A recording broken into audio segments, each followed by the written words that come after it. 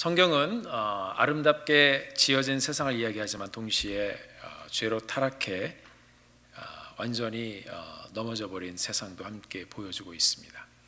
여러분, 지금 우리가 21세기를 살면서 이 과학과 문명과 경제가 발달한 이 시대에 우리가 어떻게 오늘과 같은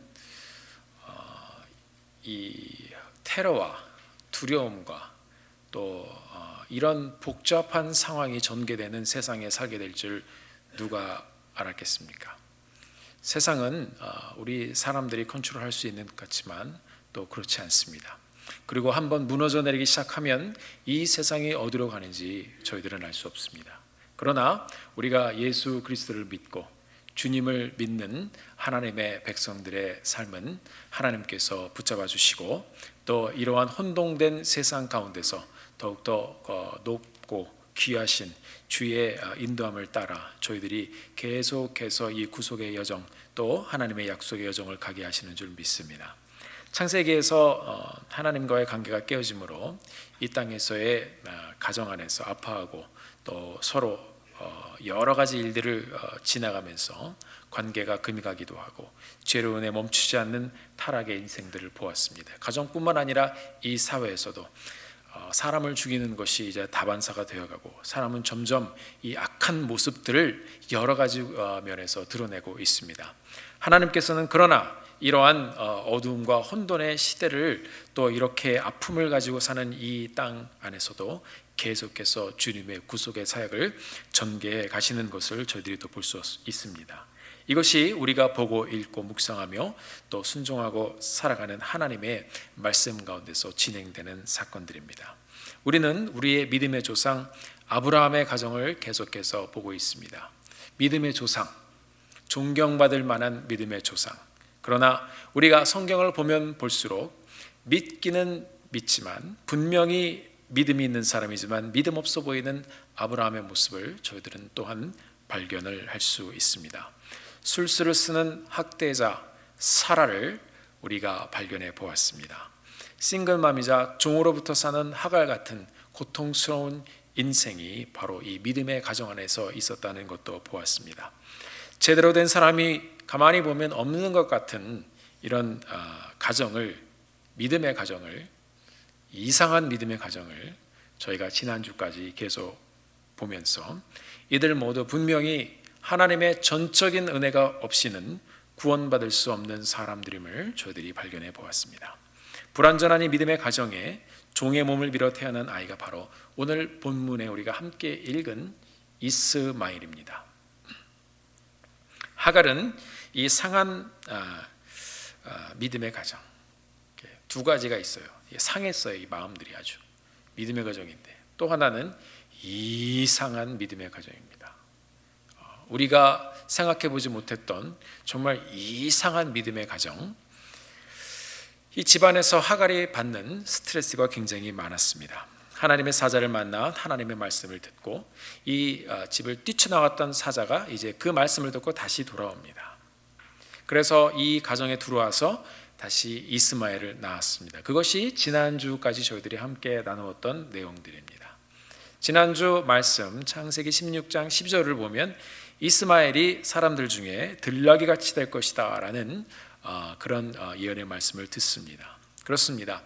아브라함과 사라의 실수로 시작된 이 몸종 하갈의 개입과 그 아들 이스마엘, 오늘은 특히 이 가족 구성원 네 번째 이스마엘을 통해서 그의 이스마엘의 눈을 통한 이 이상한 믿음의 가정, 그러나 하나님이 계속해서 끌고 가시는 이 믿음의 가정을 저희들이 함께 보기를 원합니다.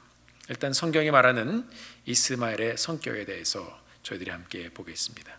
여러분 한번 생각을 해보십시다. 어머니의 뱃속에서 있었을 때부터 어머니가 극심한 스트레스 가운데 있었습니다. 학대를 받았었습니다.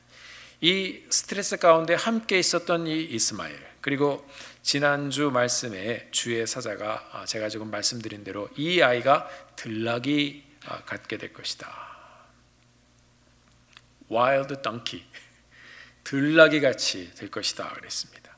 그냥 던져진 말씀이 아닌 것을 우리가 이 이스마엘의 삶을 통해 아브라함의 가정이 아닌 우리가 이스마엘의 가정을 통해서, 이스마엘의 눈을 통해서 저희들이 이스마엘의 삶을 한번 보기를 원합니다. 성경을 읽어본 분은 아시겠지만 이 아브라함의 가정에 이삭과 이스마엘이 있었는데, 이스마엘은 계속 이런 극심한 스트레스 가운데 있었고, 그 다음에 이 이스마엘이 나중에 이제 쫓김을 당합니다. 어머니 하거라고 같이 이제 나가게 되는데, 이제 그 다음에 이삭은 평안한 집안에서 이제 자라났어요. 그래서 이삭에 관한 기록은 뭐 이 아이가 뭐 들나귀 같았다, 아니면 뭐 들깨 같았다, 이런 이야기 없습니다. 그냥 평범하게 자랐습니다. 다음 주에 이 완전 불완전한 가정의 마지막 클라이막스 스토리가 다음 주에 나와서 이제 말씀을 마치게 되는데, 마지막 22장에 나오는 아브라함이 이삭을 데리고 모리아산에서 제사를 드리는 그 사건이 나오는데요. 그 제사를 드리는 드라마틱한 사건 외에 이 이삭의 삶은 그냥 평탄한 삶이었습니다. 왜 이 성경은 꼭 들나귀 같은 인생을 살 것이라 하고 이스마엘의 삶에 대해서 말씀을 하셨을까요? 저도 이렇게 돌아보면 사람이 이렇게 감정이 기복이 있을 때가 있습니다. 저도 사람이기 때문에 티네이지 시절을 딱 지나가면서 다 여러분들도 다 지나갔던 시절일 것입니다. 저에게는 좋지 못한 버릇이 하나 있었습니다. 욱하는 성질이 있었어요. 이게 그냥 욱이 아니고 아주 폭발적인 욱이었습니다. 그래서 기질이 한번 터지면 어머니 아버님께서 굉장히 저를 측은하게 쳐다보시면서 불쌍한 눈으로 저를 쳐다보셨습니다. 저게 커서 뭐가 되려나. 지금 보면 여러분 제가 안 그랬을 것 같죠? 믿거나 말거나. 그러나 제가 그랬어요. 그래서 어느 날 어머니께서 제게 아주 작정을 하시고 굉장히 아주 호통을 치면서 말씀하셨습니다. 너 그렇게 욱하는 성격으로 살다가 인생 망치는 수가 있다고 말씀하시는데, 그 아주 불호령같이 저한테 이렇게 확 말씀하셨는데, 제가 어머니의 모습을 보고 굉장히 충격을 좀 받았던 것 같습니다. 그래서 이걸 어떻게 고치나 하고, 저도 제 자신도 망한다고 그러니까 아주 시리어스하게 생각을 해서 한번 이걸 고쳐보려고 노력을 시작을 했습니다. 물론 그 과정이 쉽지는 않았지만 예수 믿고 제가 감사하게 은혜를 받고 조금 변해서 지금도 사람 되어가고 있는 중입니다. 하지만 이 성경 본문 말씀을 통해서 이스마엘의 집안에서 이스마엘이 받았던 스트레스를 보면 이스마엘과 저 같은 사람은 굉장히 다를 것 같아요. 이스마엘의 환경을 저희들이 한번 들여다보겠습니다. 이스마엘의 출생과 그 다음에 성장 과정을 보면 굉장히 많은 것을 우리가 볼 수가 있는데, 아브라함이 86세에 이스마엘을 낳았습니다. 그리고 아브라함의 100세에 이삭이 태어납니다. 이스마엘은 분명히 복잡한 생각을 버릴 수가 없었을 거예요. 복잡했겠죠. 굉장히 복잡했겠죠. 제가 이 말씀을 이렇게 보면서 이 가정이 과연 어땠을까? 이스마엘의 눈에 비친 가정에 대해서 그냥 쭉 한번 써내려가 봤는데, 여러분 한번 들어보시기 바랍니다. 이스마엘 나의 아버지 아브라함은 이스마엘 나를 사랑한다. 그런데 내 아버지는 어머니 하갈을 사랑하지 않는다. 그의 어머니는 그냥 대리모 역할을 했을 뿐이다. 그의 아버지는 사라를 사랑한다. 이스마엘은 하나님의 아들인데 아버지가 사랑하는 사라는 이스마엘의 어머니가 아니다. 사라는 이스마엘 어머니를 좋아하지 않는다. 이스마엘도 사라와 관계가 좋지 않습니다.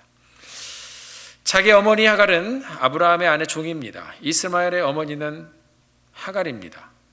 그런데 그 당시 풍습으로 이스마엘의 어머니의 가르침을 받지를 못하고 사라의 가르침을 이스마엘은 받았을 것입니다. 이스마엘의 어머니는 자기에게 이래라 저래라 하는 사라의 종입니다. 이해가 되세요? 복잡하죠? 제가 조금 더 헛갈리시라고 1인칭에서 막 3인칭으로 바꿔서 얘기를 했는데 그 얘기가 그 얘기예요. 이스마엘이 바라보던 이 언약을 받았던 믿음의 가정의 모습이 이랬습니다. 저는요, 이 복잡한 관계를 생각을 해보니까 굉장히 스트레스가 됩니다. 아마 이 가운데서도 가정의 문제나 아니면 삶의 여러 가지 일들로 인하여 굉장한 스트레스를 받고 계신 분들도 있을 것입니다. 이 어려운 가정 환경에서 자라난 이 이스마엘이 이 하나님의 사자의 말씀대로 들나귀처럼 변해가는 데에는 분명한 이유가 있었을 것입니다. 이런 이스마엘의 탄생과 성장 과정의 일들은 이스마엘에게도 스트레스, 어머니 하갈에게도 스트레스, 아브라함과 사라에게도 스트레스가 되었을 것입니다. 이것이 우리가 존경하고 또 우리가 우러러보는 믿음의 가정의 모습이었습니다. 그리고 이어지는 동생 이삭의 출생으로 인해서 또 다른 상처가 시작이 됩니다. 안 그래도 어린아이가 이 이스마엘이 믿음의 가정에서 이렇게 스트레스를 받고 자라나고 있는데 이제 거기에 이삭이라는 아이가 출생을 했습니다. 여러분, 그래도 전에는 다른 아이가 없었기 때문에 아버지의 관심을 받았고, 그리고 아버지의 어머니의 어떤 이 계획으로 인해서 나나였기 때문에 분명히 또 사랑도 받고, 또 사라에게는 또 안 받았을지 모르지만은 아버지가 그래도 잘 성장할 수 있도록 키웠을 것입니다. 그런데 이 포커스, 자기가 받던 관심이 이제 완전히 방향이 바뀌어서 이삭에게 갑니다. 이삭이 축복의 계보를 이을 아이라고 이야기합니다. 자, 생각해 보십시오. 이스마엘의 입장에서 일은 자기네가 저질러 놓고 이제 와서 대를 이을 아이는 이삭이라고 얘기합니다. 여러분, 이 분통 터지는 일이 아닌가요? 나이도 한참 어린 이삭이 집안의 주인공이 되었습니다. 일반적으로 집안에 자녀들이 여럿이 있는 집에 보면 만약에 어느 아이 하나가 굉장히 특출나면 부모들의 관심이 이렇게 쏘입니다. 그래도 상처가 되는데, 그래도 관심을 받고 자라던 이스마엘은 완전히 이 집안의 포커스가 바뀌었습니다. 여러분, 제가 어렸을 때요, 저희 교회에 따님을 많이 이렇게 딸이 많았던 집안이 있었어요. 그래서 저희 어머니한테 아들을 어떻게 낳냐고 막 물어보시던 분이 있었습니다. 저는 아들이 셋이었거든요. 제가 막내였었고, 근데 그 집에 딸이 많은 넷인가 다섯인가, 제가 너무 많아가지고 잘 기억이 안 나는데 막내 아들을 낳습니다. 제가 그 가정이요, 이 페이보리티즘이 무엇인지 그 가정을 보고 제가 조금 이해할 수 있었어요. 그 집에는요, 이 따님들이 많은데 다 인물들도 좋아요. 다 잘 됐어요. 지금 뭐 사랑받고 다 잘 살고 있는데 그때 보면은요, 전부 다 열애입니다. 그 아이만 이게 굉장히 집중해서 부모님들을 보았는데, 요즘은 시대가 변해가지고 이제 저희를 보고, 저희가 아이들이 셋이거든요. 아직 기간이 좀 있을 때 딸을 하나 낳으셔야 되는 게 아닌가, 이렇게 시대가 이렇게 변해가더라고요. 참 우리가 그래서 이 세상은 믿을 수가 없습니다. 아무튼 이렇게 한 아이에게 집중이 돼서 크면 이 아이가 이렇게 그 스팟라이트를 받으면서 이렇게 자라는 것을 보았습니다. 교회에서도요, 굉장히 부모님이 와서 조심하고 그런 것들이 이제 제가 기억이 나는데, 이삭의 삶은 이렇게 시작이 된 것이에요. 이스마엘의 삶은 이삭을 통해서 이제 또 다른 인생의 아픔과 또 고통을 경험해야 했습니다. 이 늘 상처를 안고 살던 이스마엘의 두 번째 상처의 시기가 이제 10대 나이에 다시 시작이 됩니다. 이삭의 출생으로 이스마엘은 가정 안에서도 이제 점점 외면받는 아들이 되었습니다. 게다가 오늘 본문에 보니까 이삭이 젖을 떼는 날, 드디어 이 믿음의 집안에 쌓였던 스트레스의 뇌관이 빵 터져버립니다. 이스마엘과 하갈이 광야로 보내어지는 사건이 이제 터지게 되었습니다.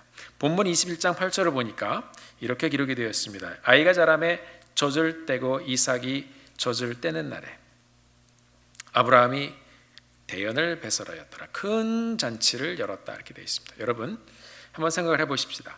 큰 잔치. 이스마엘의 마음이 좋았겠습니까? 제가 여러분께 한번 질문을 드려볼게요. 이스마엘이 젖을 떼었을 때 잔치를 베풀었을까요? 안 베풀었을까요? 자, 지금 2부 예배 때는 웅성웅성 거리시는데 1부 때는 제가 베풀었을까요? 안 베풀었을까요? 그랬더니 안 베풀었습니다 하고 그냥 바로 말씀하시더라고요. 제 생각에는 안 베풀었을 것 같아요. 얘가 종의 몸에 난 자이고 사라가 그것을 용납을 안 했을 것 같다는 생각이 듭니다. 100%인지 안 100%인지 몰라요, 실은요. 그런데 사라의 눈치 때문에 우리가 성경에서 발견한 아브라함의 이 모습을 보면 아마 안 베풀었을 것 같아요. 안 그래도 아직 어려서 성격 형성도 제대로 안 되었던 이 이스마엘이 갑자기 막 잔치를 베푸는 모습을 봅니다. 거기다가 이것을 동생 이삭을 위한 것이라고 합니다. 젖을 때 나이가 이제 음식을 먹는 첫날이라고 막 소도 잡고 막 양도 잡고 그냥 막 어지간한 건 다 잡았어요. 이렇게 잔치를 배설하니까 뭐 저런 꼬마애가 뭘 먹는다고 이렇게 큰 잔치를 배설하고 굉장히 불쾌했을 수도 있을 것 같아요. 속이 뒤집어진 이 이스마엘이 아무것도 모르는 이 어린 이삭과 함께 놀기 시작합니다. 그런데 잘 보니까 이 노는 모습이 사라한테 딱 걸렸어요. 가보니 희롱을 하고 있었습니다. 놀리고 있었습니다. 어린아이를 비웃고 깔보고 얘를 희롱하고 있었습니다. 하필이면 사라가 또 그것을 봤어요. 그래서 굉장히 화가 났어요. 그래서 오늘 보면 10절에 보면 그가 아브라함에게 이르되 이 여종과 그 아들을 내어 쫓으라 그랬습니다. 자, 이제 아주 판을 박아서 얘기합니다. 어쩌면 이 사라도 이전에 맨 처음에 하갈이 임신을 한 후에 이 사라를 업신여겼었거든요. 아마 그때의 그 분한 감정이 이렇게 확 다시 튀어나오는지 모르겠어요. 아직 이게 치유가 안 됐는지. 자기가 이렇게 늦은 나이에 낳은 귀중한 아들을 다른 여인이 낳은 아들이 희롱합니다. 화가 났어요. 이게 믿음의 가정의 모습입니다. 그래서 이 여종과 그 아들을 내어 쫓으라 그랬습니다. 이 종의 아들은 내 아들 이삭과 뭐라 그랬습니까? 함께 기업을 받을 수 없다 얘기했습니다. 자, 이 좋은 잔칫날에 이 집이 뒤집어졌습니다. 이 귀한 잔칫날에 하나님의 사람들의 가정, 믿음의 가정이 뒤집어졌습니다. 저는 이 본문을 읽는데 굉장히 스트레스가 됩니다. 사라는 이스마엘을 인정을 안 한 것이에요. Drive out, 내쫓으라 그랬습니다. This maid and her son. 아브라함한테도 당신의 아들도 아니라고 얘기한 거예요. 당신의 아들은 이삭밖에 없다 얘기한 거예요. 그리고 이 여종과 그의 아들을 보내버려라 그랬습니다. 하녀와 그의 아들, 이름도 안 썼습니다. 이스마엘이 속으로 아마 그 두려움 가운데 그럼 우리 어디로 가지? 그럼 앞으로 어떡하지? 아마 속으로 생각했을지도 몰라요. 나는 아브라함의 그래도 첫째 아들인데 아버지가 분명히 나의 편에 서줄 것이다. 이스마엘은 어쩌면 자기를 또 가르쳐주고 또 사랑해 주었던 아버지를 믿었을지도 모릅니다. 11절을 보니까 이 아브라함이 굉장히 근심을 합니다. 아브라함이 그 아들을 위하여 이 일이 깊이 근심이 되었더니, 근심이 안 되었겠습니까? 내가 사랑하는 이스마엘, 그래도 자기의 씨인데 이 본부인 사라는 이스마엘까지도 내보내라고 합니다. 이러지도 저러지도 못하는 상황에 아브라함이 다시 처했습니다. 이렇게 오가지도 못하는 상황에 아브라함은 답답해서 어떻게 할지를 몰랐습니다. 여러분, 혹시 이런 여러 문제들로 답답한 상황에 처해 보신 분들이 있습니까? 저도 목회한 지는 얼마 안 되지만 또 이렇게 여러 가지 기도할 일이 있으면 이 파킹랏으로 나갑니다. 나가서 거기서 걸어 다니고 기도하고 또 눈도 가만히 감고 앉아 있다가 또 서 있다가 이렇게 올 때가 있습니다. 뭐 하냐고요? 기도하죠. 하나님 앞에 조용히 나가보는 것입니다. 혹시 내 마음에 어떠한 하나님의 음성을 들려주실지, 하나님께서 함께 하신다는 하나님의 어떤 위로의 말씀을 주실지, 거의 말씀이 없습니다. 그러나 하나님을 찾았다는 게 중요합니다. 여러분, 고통의 순간에, 힘든 순간에, 어려운 순간에 여러분, 그때가 바로 기도할 때인 줄 믿습니다. 근심에 젖은 이 아브라함이 이제 그렇게 깊이 근심 중에 있을 때 하나님께서 또 이 아브라함에게 찾아오셨습니다. 그리고 말씀하십니다. 내 아이나 내 여종을 위하여 근심하지 말라. 하나님은 왜 어떻게 근심이 안 되겠습니까? 자기 부인이 내쫓으라고 하는데 사라가 내게 이른 말을 다 들으라. 하나님 어떻게 이렇게 말씀하십니까? 어떻게 나가라고 그러는 그 여인의 말을 들으라고 말씀하십니까? 그러나 하나님께서는 마지막에 약속의 말씀을 주셨습니다. 이삭에게서 나는 자라야 내 씨라 칭할 것이니라. 그러면 이스마엘은 뭡니까? 이렇게 반문했을 수도 있을 거예요.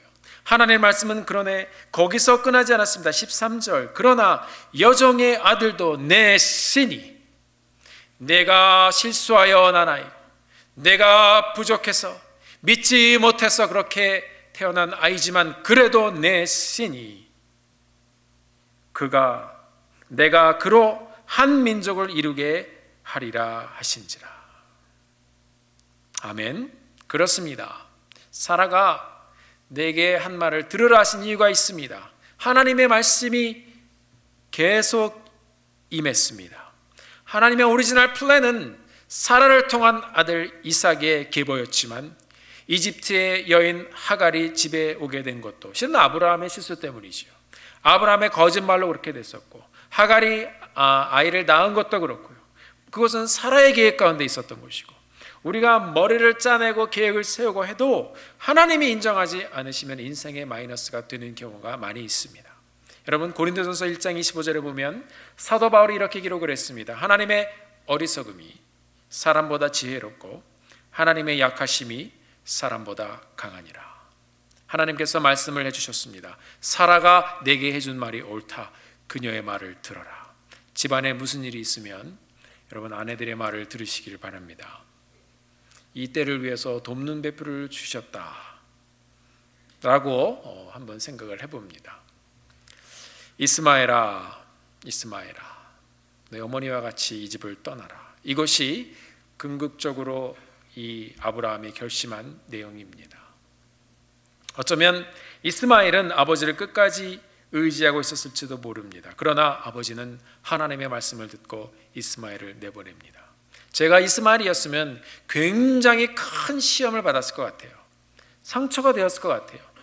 이놈의 집안은 밤낮 하나님 언약 예배 기도 믿음 하면서 축복의 계보에 대해서 이야기하는데 그래도 내게 소망을 주었던 집안이었는데 이제 와서 우리를 어머니와 같이 나를 나가라고 한다.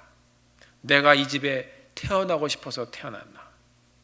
자기들이 잘못해서 내가 여기 있게 됐는데 이제는 이삭이 나오니까 안중에도 없습니다. 이 이스마엘이 얼마나 통분했겠습니까? 다 자기들이 하나님의 이름으로 그렇게 벌려놓은 일인데 이제는 어머니 하갈과 이스마엘 둘 다 쫓아내버립니다. 내 아버지가 믿는 하나님이 이런 하나님인가? 이게 믿음의 사람들이 할 일인가? 여러분 이스마엘의 성격이 왜 들나귀 같아졌겠습니까? 그럴 수밖에 없는 상황에 살았습니다. 하나님은 이것을 이미 다 보셨을 것입니다. 내가 왜 이 집안에 태어났을까? 우리 가정은 왜 이 모양인가? 우리 교회는 왜 이 모양인가? 내가 이 집안에 태어나지 않았으면 좋았을 것을.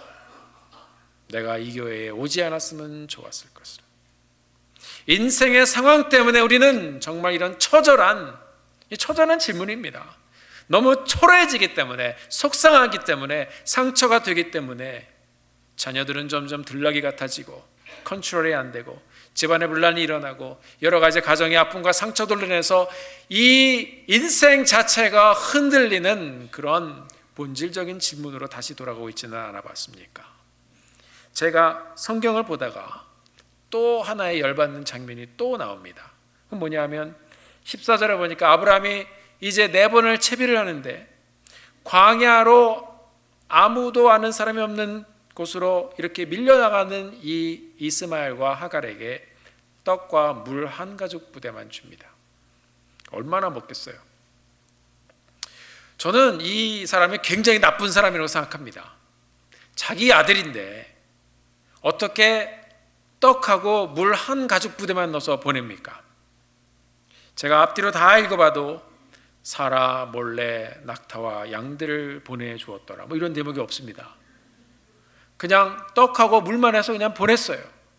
그냥 그렇게 가버렸어요. 왜 아브라함 같은 그런 부자가, 재물이 많았던 부자가 왜 자기 아들을 내보내면서 이것밖에 안 주었을까요? 이거 가지고 이 두 모자가 얼마나 버티겠습니까? 그러나 오늘 우리가 본문의 말씀을 보면서 이 복잡한 가정의 문제 가운데서 분명히 이 모든 것들을 풀어버리실 분은 하나님밖에 없음을 보여주고 있습니다. 말씀으로 인도하시는 하나님이 보여집니다. 근심하는 아브라함에게 하나님이 말씀하셨지요. 내 여종을 향해 근심하지 말아라. 사라의 말을 들어라. 이삭에게 나는 자라 내 씨가 될 것이다. 그리고 마지막 무엇입니까? 그러나 여종의 아들도 내 씨니 내가 그로 한 민족을 이루게 하리라. 이 아브라함이 하나님의 마지막 말씀을 듣고 믿었습니다. 그렇군요. 하나님, 우리의 실수로, 나의 실수로 이렇게 복잡한 가정이 되었는데 이 안에서 우리가 몸부림치면서 서로 상처만 주고받고 이렇게 지나다가 이제 아들이 쫓겨날 상황이 되었는데, 그래야만 우리 가정이 평안해지겠는데, 하나님께서 주신 말씀 내가 들었습니다. 여종의 아들도 내 씨니 내가 그로 한 민족을 이루게 하리라. 그러면 하나님, 이제 이스마엘이 그냥 나가면 하나님이 책임지시는군요. 이 아들이 그렇게 떠나가는 그날에 아브라함이 양소, 이런 짐승과 재물이 많았지만 아무것도 주지 아니하고 물과 떡만 조금 내서 보냈습니다. 어쩌면 이스마엘의 삶 가운데 이처럼 불공평하고 이처럼 가슴 아픈 일이 없었을 것입니다. 그러나 아브라함의 입장에서는 하나님을 믿고 정말 거의 빈손으로 이 두 모자를 내어 보냅니다. 이렇게 빈손으로 하갈과 이스마엘은 집에서 쫓겨났습니다. 아브라함은 믿음으로 그 두 사람을 보낸 것입니다. 이제 하갈과 이스마엘이 광야에서 배회하며 돌아다니다가 이제 금방 물을 다 마셔버렸습니다. 떡도 다 먹어버렸습니다. 이스마엘이 탈진 상태에 빠집니다. 이렇게 눌려서 지내면서 대우도 못 받고 그렇게 살아온 것도 억울한데, 이 하갈은 광야에서, 이전에는 진짜 혼자 나와서 이렇게 죽어버렸으면 괜찮았는데 이제는 아들까지 데리고 나온 이 광야에서 물이 떨어집니다. 먹을 것이 떨어졌습니다. 낙심해 있습니다. 돌아갈 곳도 없습니다. 지난번 나왔을 때는 자기 혼자 도망쳐 나왔지만 지금은 쫓겨난 상태입니다. 참다가 인생의 가장 절박한 순간에 꾹 참고 살았던 이 하갈이 갈증으로 죽을 만큼 괴로워하는 아들을 저만치 앉혀놓고 여기 와서 혼자 통곡을 터뜨리기를 시작합니다. 16절을 보니까 통곡을 했는데 옛날 성경을 보니까 방성대곡을 했다 기록하고 있습니다. 이것은 큰 소리로 엉엉 우는 것입니다. 여러분, 그렇게 한번 울어보셨습니까? 하나님, 내가 무슨 잘못을 했다고 이렇게 고통을 받습니까? 나는 사랑받을 자격도 없는 사람입니까? 남의 애에서 이렇게 저렇게 이리저리 끌려다니며 남의 애를 베고 정신적으로 육체적으로 저는 학대를 받고 살았습니다. 이제는 이 어린아이를 데리고선 쫓겨나서 이렇게 광야에서 둘이 말라 죽어갑니다. 그 잘난 믿음의 가정, 그 잘난 언약의 가정, 하나님 필요 없습니다.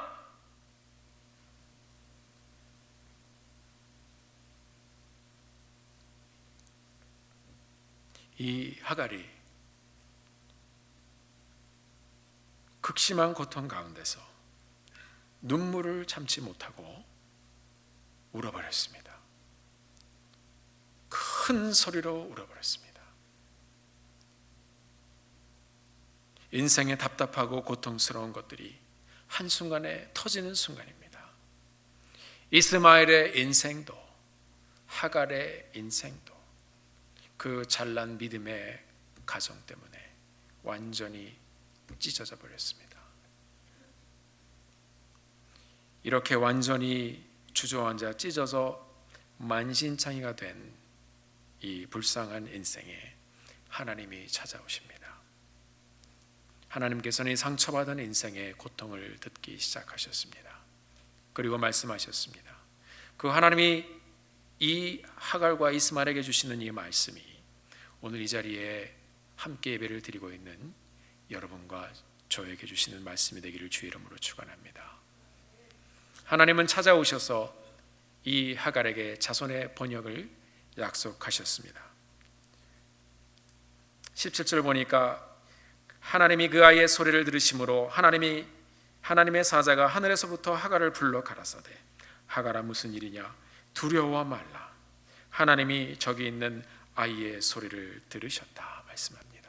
사랑하는 성도 여러분, 우리가 신음하고 우리가 주님 앞에 부르짖을 때 하나님이 우리의 신음 소리를 들으십니다.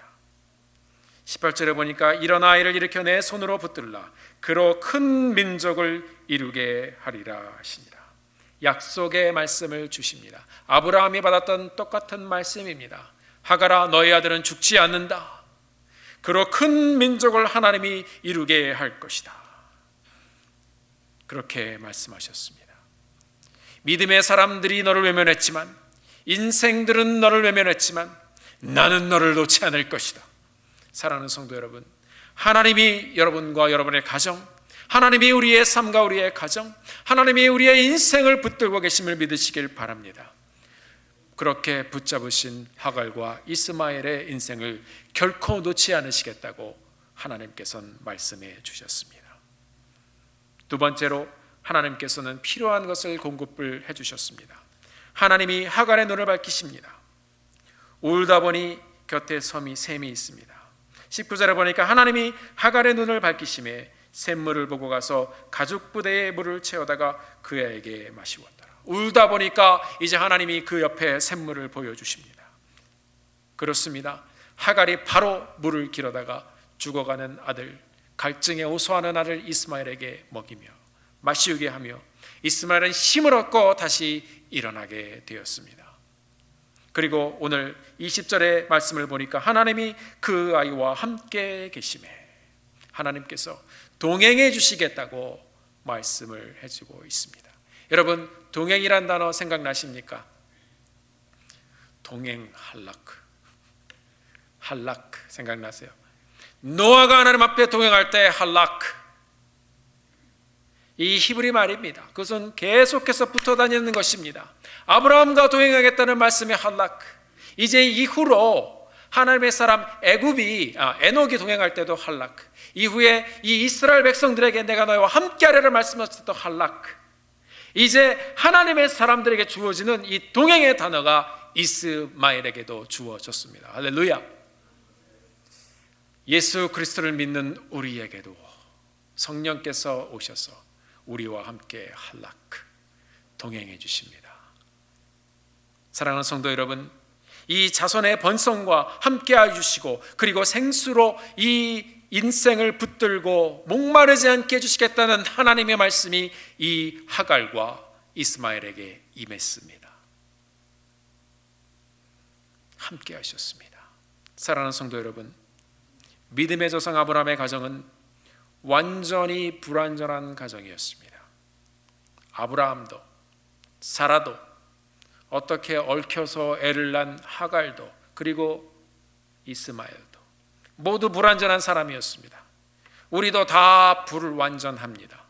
그런 완전하지 않은, 퍼펙트하지 않은 그런 인생 가운데, 모습 가운데 하나님께서 주권적인 은혜로 한 사람을 만나주시고 찾아주셨습니다. 그리고 부르셨습니다. 우리는 불완전한데 하나님을 만날 수 있는 그런 조건도 없고 아무것도 없는 사람들인데 하나님께서 그렇게 은혜로 만나주셨습니다. 그 하나님의 언약이 상처받은 아브라함의 가정을 이끌고 가는 것처럼 여러분과 저의 가정을 붙잡고 갑니다. 이들은 알지 못하지만 이상한 믿음의 가정, 정말 볼 것 없는 믿음의 가정, 하나님께서 부르셨기 때문에, 하나님께서 친히 만나셨기 때문에 오늘날까지도 계속해서 우리의 인생을 붙들고 가는 것입니다. 사랑하는 성도 여러분, 이 인류를 향한 구속의 역사가, 이 세계 선교의 사진이 이 가정을 통해서 드러나기 시작합니다. 여러분 보십시다. 아브라함의 두 아들 이스마엘과 이삭, 하나는 하나님의 언약대로, 하나는 사람의 실수로, 그러나 둘 다 하나님께 중요합니다. 다음 22장의 다음 주일의 말씀이 이제 이 가정의 완전 불완전 메시지의 마지막인데, 이삭이 아버지 아브라함과 함께 모리아산에 제사를 드리러 갑니다. 자, 그때 빈손으로 갔습니다. 재물이 없습니다. 왜 그렇게 됐냐면 이 아브라함에게 하나님께서 네 아들 이삭을 죽여서 제사를 드려라 도전을 주셨습니다. 믿음의 엄청난 도전입니다. 아브라함이 순종을 하면서 하나님의 말씀을 믿고 또 순종하며 그렇게 하기로 결심하고 모리아산으로 갔습니다. 자, 여러분, 이스마엘이 물도 없이 광야로 갔습니다. 가죽 한 부대 있었지만 그게 물인가요? 앞으로 인생을 보면 없는 거나 마찬가지입니다. 어머니와 물 한 부대를 가지고 광야로 갔으니 거의 없는 것이죠. 이삭은 아버지와 재물이 없이 모리아산으로 갔습니다. 둘 다 죽으러 간 거예요. 주의 사자가 하갈에게 말씀을 주셨고 하갈의 눈을 밝혀 샘물을 보게 했습니다. 아브라함이 이삭을 죽이려고 했을 때 하나님이 멈추게 했습니다. 그리고 눈을 들어 숫양을 보게 하시고 그 뿔이 나무에 걸려 딱 고정되어 있었던 그 숫양을 잡아다가 죽였습니다. 그리고 그것으로 제사를 드립니다. 이스마엘이 샘물을 마시고 살아났습니다. 숫양이 이삭 대신 제물이 되어서 이삭이 살아났습니다. 사랑하는 성도 여러분, 하나님의 약속과 언약은 이것입니다. 이삭이 대단한가? 그렇지 않아요. 이스마엘도 아브라함의 약속 가운데 있었던 그 씨였기 때문에 하나님께서는 둘 다 축복하셨습니다. 오늘날의 무슬림들이 이스마엘의 자손들입니다. 유대인들은 이삭의 자손들입니다. 그리고 그리스도인들은 여러분과 저는 예수 그리스도를 믿음으로 아브라함의 믿음의 자손들이 되었습니다. 예수님께서 이 땅에 오셨습니다. 조건 없이 우리를 위해 십자가에 달려 죽어주셨고 그리고 우리의 생명의 샘이 되어 주셨습니다. 요한복음 4장 14절에 주님께서 이렇게 말씀을 주셨습니다. 내가 주는 물을 마시는 자는 영원히 목마르지 아니하리니 나의 주는 물은 그 속에서 영생하도록 솟아나는 샘물이 되리라. 십자가 위에서 이렇게 죽으신 주님, 우리를 위해 대속하여 주시고 우리로 새 생명을 얻게 하셨습니다. 이 땅에 제물로 오셔서 그렇게 우리를 살리셨습니다. 이스마엘이나 이삭이나 믿음의 자손들인 여러분이나 저나 다 똑같습니다. 이스마엘 자손인 중동의 무슬림들이나 이삭의 자손인 유대인들이나 예수 그리스도를 통해 믿음의 계보를 이어가는 크리스찬들이나 모두 다 하나님의 전적인 은혜가 있어야 하나님 앞에 다시 나올 수 있는 것입니다. 예수님께서 이러한 엄청난 구속의 사역을 우리에게 펼쳐 가시라고 대사명을 주시고 이 교회를 부르신 것입니다.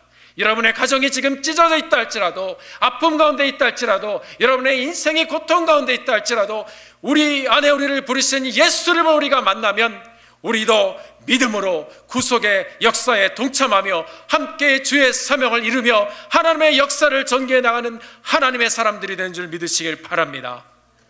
그것이 우리에게 주신 구속의 메시지입니다. 사랑하는 성도 여러분, 우리는 불완전합니다. 우리의 가정도 불완전합니다. 우리 교회도 불완전합니다. 이 불완전한 인생 가운데 하나님이 찾아와 주셔서 우리로 살게 하셨습니다.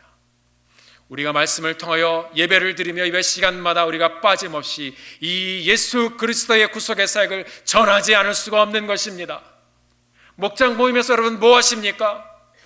복음의 메시지를 나누십시오. 함께 기도하며 우리에게 주신 은혜의 간증을 함께 나누시길 바랍니다. 우리 교회가 계속 이 선교의 열정을 가지고 하나님의 복음을 전하며 이 땅에 아직도 하나님의 말씀이 닿지 않는 곳에 함께 움직여 순종하며 가는 교회 되기를 바랍니다. 이 시대에 불완전한 인생들을 회복될 수 있는 길은 예수 그리스도밖에 없는 것입니다. 여러분, 이 아브라함의 가정을 보십시오. 아브라함이 하나님을 만났습니다. 사라가 하나님을 만났습니다. 하갈이 하나님을 만났습니다. 이스마엘이 하나님을 만났습니다. 그리고 다음 주의 메시지에 이삭도 하나님을 만났습니다. 그것이 우리가 살 길입니다. 우리가 계속해서 함께 기도하며 이 교회가 말씀 안에 붙잡힘을 받아서 우리 모든 성도님들이 하나님을 만나야 하는 것입니다. 여러분의 인생 가운데 예수 그리스도가 누구입니까?